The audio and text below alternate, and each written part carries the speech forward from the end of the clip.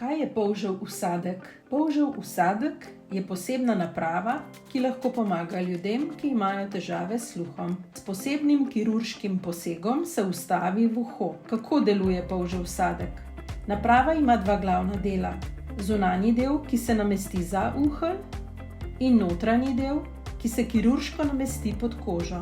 Zunanji del se imenuje govorni procesor. Je nekoliko podoben slušnemu aparatu in zajema zvoke iz okolja ter jih pošilja v notranji del. Notranji del nato pošilja signale v možgane. Pred operacijo je treba natančno pregledati in preveriti, ali slušni živec deluje pravilno, saj v nasprotnem primeru usadek ne deluje. Po operaciji so obvezni redni obiski pri zdravnikih, avdiologih in kliničnih specialistih. Govorni procesor bodo ob aktivaciji programirali tako, da bo dobro sodeloval z notranjim usadkom. Aktivacija se opravi približno 1 do 6 tednov po operaciji. Sledi vrsta fittingov oziroma pregledov za optimizacijo nastavitev poslušanja. Zatem je treba na vsakih 6 do 12 mesecev opraviti programiranje.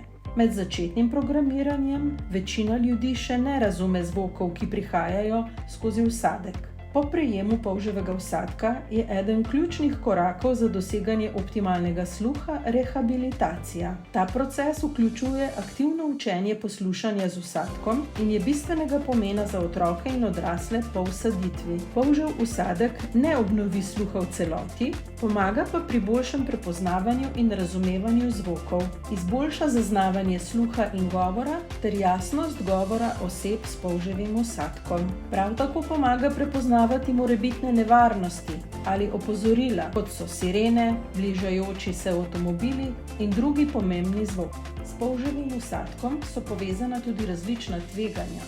Možnost okužbe, draženja ali poškodbe živcev v bližini kirurškega posega, težave z delovanjem usadka ali možnost, da usadek ne bi pomagal izboljšati sluha v skladu s pričakovanji, na primer zaradi pozne operacije ali nedosledne ali omejene uporabe usadka. Medtem ko so otroci še majhni in ne morejo izraziti, če naprava ne deluje pravilno, je nujno, da starši in skrbniki nadzorujejo napravo. Baterije je treba menjati vsak dan, napravo pa je treba zaščititi pred poškodbami. Zelo pomembna je podpora dobro obveščenih družinskih članov in prijateljev, na primer pri dešifriranju zvokov in njihovega izvora, kot so ptičje čivkanje, sirene, pasji lajež ali govorjenje ljudi.